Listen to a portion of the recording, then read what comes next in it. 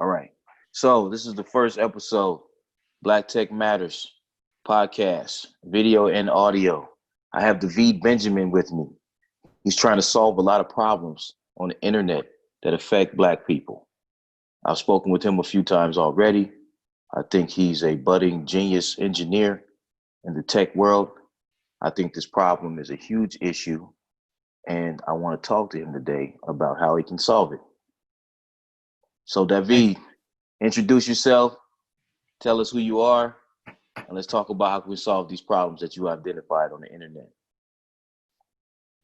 Thanks for having me here, Charles. My name is David Benjamin. I am the CEO of the Black Browser Project. I have been in technology for 20 odd years now, and I'm really excited about our latest projects and how they can really support a more holistic, safe, and enjoyable experience with the internet. Okay. And so when you say enjoyable and holistic experience, is that just like personally, commercial wise, or a little bit of both? A little bit of both. I think that with the internet, you can do so many different things, and there's a lot of room for improvement, both on the personal use and the commercial use. Okay. And so with this project that you're working on, which if you don't mind me mentioning what it is, um, the Black Browser Project is what we'll call it. What exactly are the problems that you think you can solve with this particular idea that you have?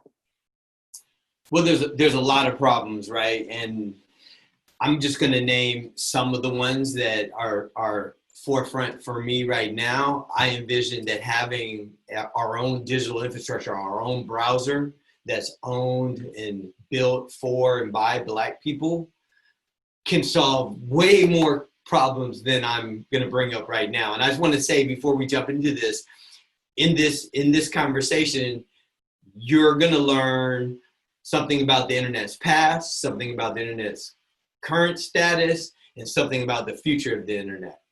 So what are the problems that we're looking at right now? Well, one is there's really no safe digital space for Black people and allies on the web. Actually, there's really no safe digital space for anyone on the web, but we're talking about Black people, so we'll focus right here, right now.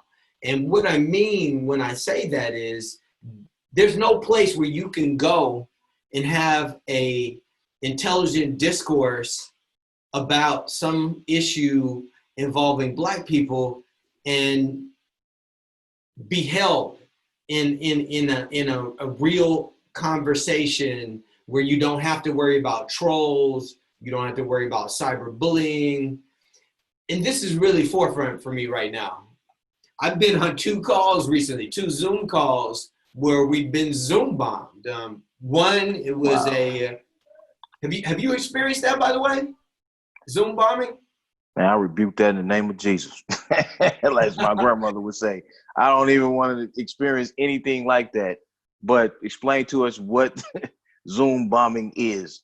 Well, Zoom bombing is when someone who you didn't invite to the party, you didn't invite to the call, comes on the call and does something really wacky. And in this case, a couple Saturday nights ago, it was actually something racist that they did. And Wow. it was hugely offensive. And I don't call things racist just to be calling things racist. It just was really over the top. Well, let me So correct myself in the name of Black Jesus, but go ahead. there you go.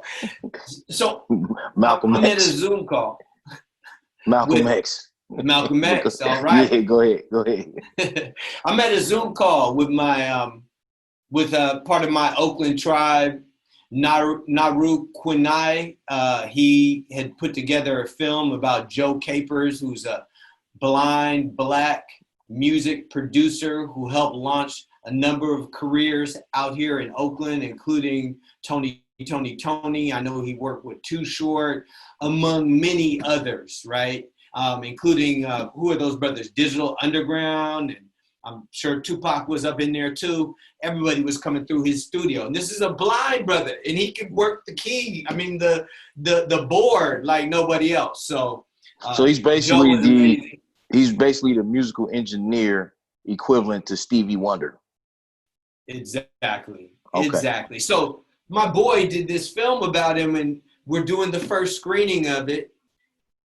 All of a sudden, 20 minutes in, you see the words niggers on the screen, and then a penis gets drawn. Then our team, knocked that out, cleared it out, but they weren't able to actually get the person out. So all of a sudden it comes up again, and then they say coons, and then pretty soon there's pornography going on it. And all the while, we as a community are trying to figure out who it is and how to get them off. And, I think there may have been some inexperience with Zoom, at least not as the depth of experience needed to really knock that person off. So in other words, they completely disrupted the meeting. And the crazy thing is, about a week later, the same type of thing happened to me. I'm giving a pitch on it's a completely different venue. I mean, it's a pitch for this company called Infioem, and they basically do blockchain and decentralized finance pitches every month or so. And I'm talking, and all of a sudden it just says some really offensive things, and they drew a penis again. So this is unacceptable. So you're saying is certain segments of us are being digitally harassed with racism via certain apparatus or certain technologies that are available on the internet, when it's not even the space that you would expect that to happen. Absolutely. And it's not just Zoom. I mean, people are getting cyberbullied and trolled on Twitter and on Facebook. There's people being abused.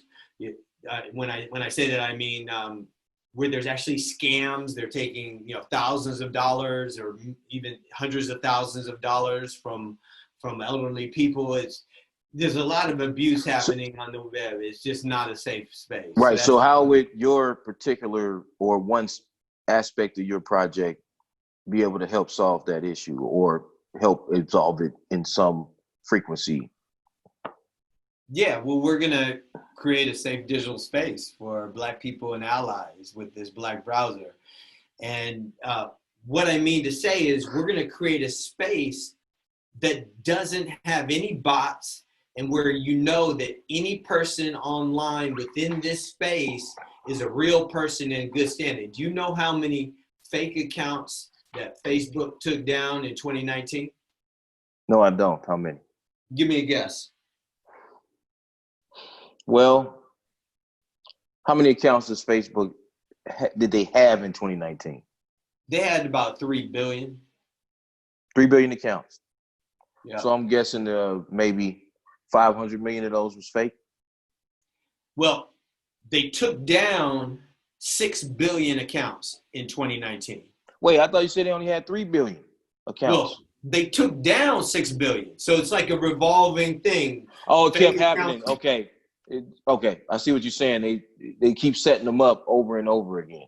And so what you're saying is the project you're working on will be able to authenticate people to prevent the bots and fake accounts from even coming into that space. Yeah, every single person will just have one account, and it's not a throwaway account. You can't just burn the account by cyberbullying or trolling, and then 2 days later, after you've been deactivated, start up a new account again. Okay. With Facebook, I can do 100 accounts in a day, maybe even more. There's no provisions to prevent anything like that. So that's one.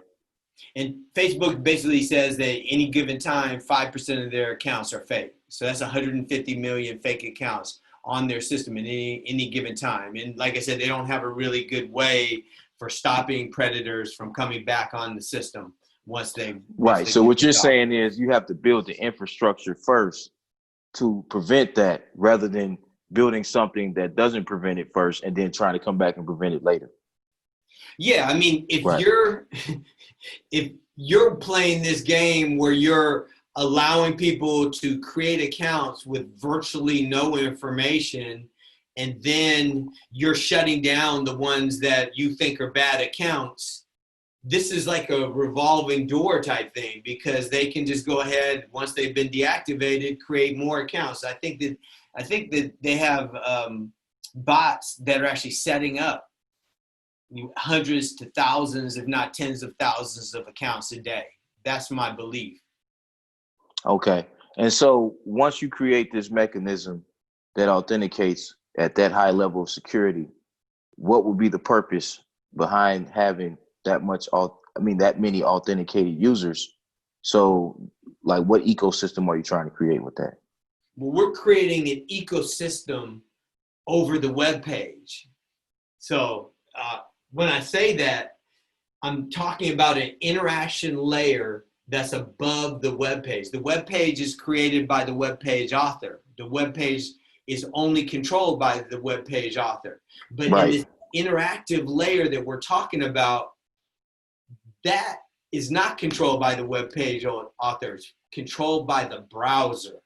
And what's interesting is there's another name for it. It's called the annotation layer. And the annotation layer was in the web before the web was the web. So the predecessor for the web was ARPANET. And even before ARPANET, Douglas Engelbart did the mother of all demos, which was demonstrating what this technology could be, and led into ARPANET. And even in that mother of all demos, you had annotation. So you had annotation in the mother of all demos, ARPANET. You had it in Tim Berners-Lee's original proposal for the web. You had it in Mosaic, which was the first major web browser.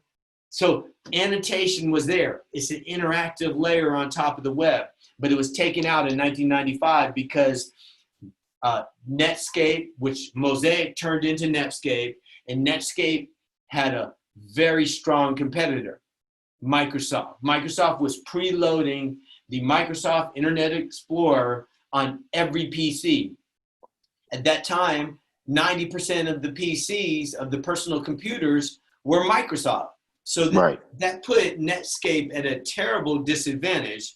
And besides that, they didn't really have anywhere to store the annotation data, because it doesn't live on the web page. It has to live either in the browser, which would make a bloated browser, or at some other place that the browser can access. Now, we didn't have the cloud. We didn't have peer-to-peer, so there really wasn't a good place to store it. And we I believe, lost the internet. And by the way, didn't the black guy or Nigerian guy, African American guy, someone of African descent, create the hyper whatever highway that was like the preface to the internet? You know, I'm not sure about that. Do you have any idea what his name was? No, I don't know his name, but I think I forgot his name. But he has if you go on like Google, Wikipedia, there is some information that shows that. And we'll get back to, how a lot of stuff that we've created is actually some of the biggest technologies in the world. I just think that, we have a certain level of intellect and a certain level of sauce, if you will, but we are like the guy who created polio, right? The polio vaccine. He didn't sell it. He just gave it away because he knew it would benefit the world. But I just think that as a people, when you have so much talent and you have so much against you, even though you want to create these things that help the world, you also have to own them, and you have to figure out how to make that quantify out to help other smart people and other productive people within your race and culture, so you can kind of alleviate some of the other things that you deal with in society. Yeah, well, I think you make a great point, and that is, we don't know our history. It's dangerous, because I come from a way of thinking that in order to chart a future, an effective, prosperous course into the future, we need to understand our past. We need to understand where we are now, where we've been. That helps us move forward. Now, the internet has a problem in that it does not facilitate us understanding our history. And the reason is the internet is essentially an internet of information silos. Right. All the information is in different spots. Does that make sense to you? Yes, kind of. But I'm not a technical guy. So I'm gonna just let you talk. I'm gonna listen and I'm gonna learn. So just go ahead, keep breaking it down. So I say the internet is information silos because the information is disconnected. Back in the day when the internet was starting, people were using links all the time, and you'd go to a page and there may be 5 or 10 links on it. But what's happened over time as the advertising model came into the forefront, and also as companies started wanting to extract data and use that to basically commercialize your data, at that point, they stopped wanting to use links that took people off their page. They wanted to keep you on their page. They want to be serving you up ads and extracting your data, what you're doing on their pages. And what that leads to is a situation where the different pieces of information on the internet are disconnected. And the problem here is when you're looking at a piece of information, there's no link to show where anyone got the basis for what they're talking about, which means that we look at a piece of information, we can only evaluate it within itself. Of course, we can take the extra step to do a Google search, but it's really interesting because we're also in a search bubble. So if you do a search and I do the same search, it's likely we're not even going to get the same thing. Right. And on these different social media platforms, we're also in filter bubbles. Right. Whereas your feed is going to be totally different than my feed, and your feed is going to be personalized to basically give you information that they either think that you're going to like or that you're going to react to. Right. So we're in this situation where we have the information in silos where the sites aren't using links. There's search bubbles and filter bubbles. So everything is all separated. And you go to a page, you look at something, most people don't know whether it's real or not. They say, I really don't know. I mean, this is interesting, but I don't know what to make of it. You know, some people will do the search and try to do the research and try to understand, but as I said, there's even some issues with that as well. So what we're going to do is create a mechanism for connecting the information. So the Black browser is based on technology from a company that I started 2.5 years ago called Bridget. Bridget has patented technology that enables anybody to create a conceptual link between a piece of information on one page and a piece of information on another page with a relationship. So you can have a contradicting bridge from a paragraph in a news article to a segment of a YouTube video where the person in the YouTube video is directly contradicting what was said in that paragraph. And the notion here is by democratizing linking, we can create a situation where people, especially if we give them the right incentives, will create all the contextual links between the information. So when you go to a page, if you have access to our browser overlay that allows access to this interactive layer on the web, this annotation layer, you would be able to, track. We'll track where you're looking, where you're spending your attention, where you're focusing your attention, and give you an overview of everything that's directly related to that item that you're looking at. So you could see contradicting bridges, you could see supporting bridges, you could see citing bridges, you could see notes and conversations and collaboration requests and lists that this piece of information is on. So you would have this rich, just layers of knowledge on top of the web page in this interactive layer that will help with sense making and discernment and basically give you the information that you need to be able to discern whether something is real or something is fake. Okay. And that's good from like a research standpoint or like just informational standpoint, as far as considering your sources and making sure your sources are solid. Is when you're looking up certain subject matter. But as far as commercially, how would you think that you can apply that technology? Well, I mean, when people are looking at news these days, they say that they're 50% or something. I can't remember the exact statistics, but it's pretty high. Say that they've seen fake news in their feeds, in their social media feeds. They've seen false claims. They've seen things that they're not sure are real or not. Now, what's the news? So the news is the information about the current happenings in the world. So it's about elections, it's about protests. Right now in California, it's about fires. Right. These are things that impact our lives. And if we're looking at this information that should be helping us figure out how we're going to move forward in our own personal lives and collectively, and we don't know it's real, there's a problem.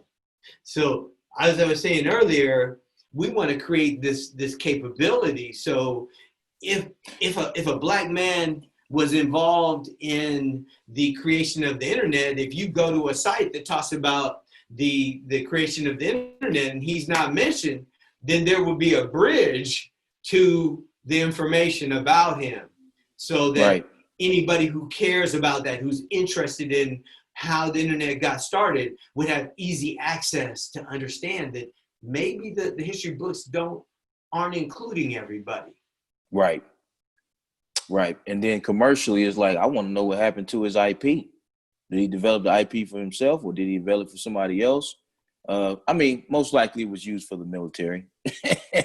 Right. You know right, what I mean? yeah, All of the best stuff is used for, the military first. And so, which I understand. But my thing is, as far as like black businesses, right? Like I seen a black VC. I think it was a lady named Arlen from like a company called Collab Capital or something like that. She's like, I want to invest in a black shoe company. Everybody tag them for me. So like with the black browser, it'd be like, maybe there would be a way to where not only those companies can be tagged, but you can also easily access, that particular sector of the marketplace for those particular companies to figure out if you want to patronize one or if you want to invest in one, right? Yeah, absolutely. I mean, I'm imagining a situation with the black browser. You're going through the shopping experience, say on Amazon or say on some other site. Oh, I'm And sorry. It wasn't Collab Capital. I'm sorry. It's Backstage. My that's bad. right. I got my companies mixed up. Keep going. Yeah. I'm imagining, and we're going to bring this into reality as well, but the ability to show the person going through the shopping experience alternative products, so Right. black alternative products. And I know that Amazon may even have this feature or some elements of this feature, Right. but they only have it for Amazon products, right? So there's a whole world of other products that aren't on Amazon, right? So this ability to highlight black products made by black people, products marketed by black people, products that are made for black people within the shopping experience on any site provides another layer of information that black people and allies who want to support black, who want to buy black, will be Right. able to take advantage of. Right.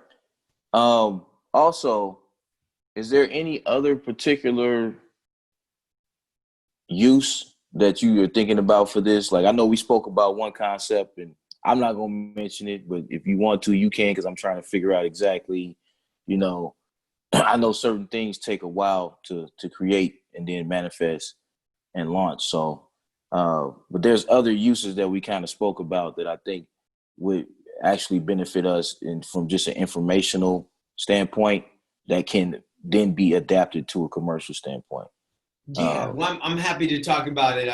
I was really just overjoyed when you jumped on the Black Browser call that we had a couple weeks ago, and you threw out this idea about a Black census. And I think a project like the Black browser is absolutely ideal for this, because essentially we're talking about the browser being a piece of digital infrastructure that everybody in the community could use and get value from. And we're putting accounts in this browser. So, and not only that, there's one account per person. Right. That sounds like something that's ideally set up to proverbial kind of digital Israel, if you will. Well, it's like a digital nation, right? Yeah. That's what I'm saying. But Yeah, absolutely. So it's basically like a digital nation. This browser is giving you a portal to a digital nation where every single person within this nation that lives in the interaction layer above the web page has just one account. And because they have just one account, it means it's ideal for a census. So I was overjoyed when you brought that up. Yeah, Tell me a little bit more about what you were thinking. Well, that was just an idea I had, because I'm like, listen, I think we think it's more of us than it actually is in this country, because we're always on TV. Like the NFL is like the biggest sports network or the biggest sports whatever. And, we are the majority of NFL, the NBA, and entertainment, right? And I just think that it gives you this impression that you probably shouldn't have, based on how you need to move and act and like interact and work together, as a minority or a subset of a larger culture in this country. And I just think, I don't blame the media per se. I just want some actual real numbers and some actual real, because you're going to ask for reparations. You don't even know how many people you asking for it for. You're going to let the person who supposedly oppressed you or supposedly is killing you or supposedly that you kind of trust but you kind of don't trust give you the numbers they're going to give you on reparations, right? And you don't even know how many people you asking for reparations for, right? Yeah. And then what mechanism do you have to make sure once you get it that, is used for something that can be quantified out and used appropriately? It's like all of these just, gaslighting or triggering conversations that people are having, but it's like no real thought process into what are you going to do and how are you going to approach them, even to have an ask that really makes sense. And then even if they deny that ask or they, procrastinate on that ask, what are you going to do to say, okay, we're going to be our own silo? We're going to figure this out because we have the intelligence, we have the resources because of the internet, right? We know what we can do. There isn't a technology that has been created where we haven't contributed to it or created it. So either we're creators or we're contributors, right? We're just not owners and directors. Yeah. On a level that can have a real or make a real difference. And so that's all I have to say about it. There were some other things I was looking at for it, but I didn't have the financial. I didn't know anything about venture capital at the time. I didn't even know any software engineers or developers. And to be honest, that's like something I think that somebody who has the financial and technical capacity needs to implement. And I'm just a part of it to kind of help, as a consultant or something. But I thought you might be the guy who can implement that idea. And I just work in conjunction with you, along with a few other people who are interested in it and think that it's something that's viable. And I appreciate you for, saying that you think that it's something that is valid and viable. Well, I definitely do. I think it's a very innovative and exciting idea.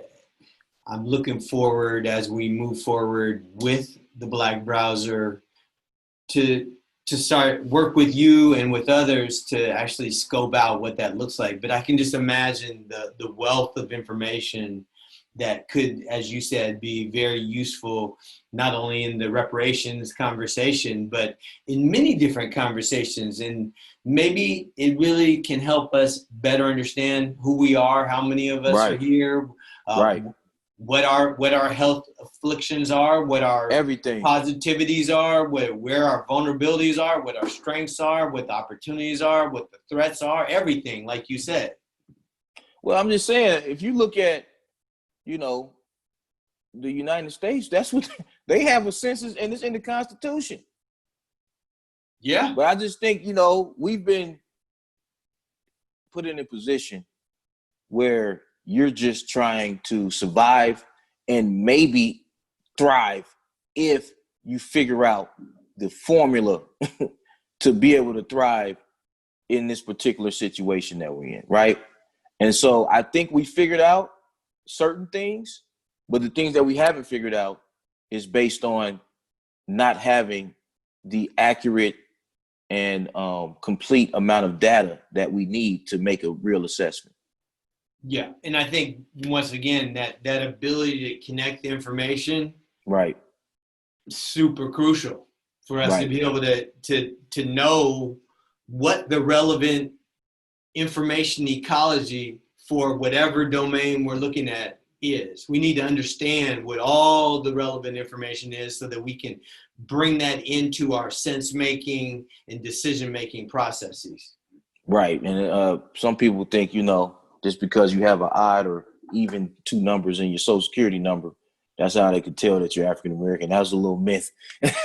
Like, I bet you if you're from this state or this region of the country, and your social two middle numbers or your social is this, you're black, right? And it's like, okay, that's cool for folklore, but let's figure out something concrete.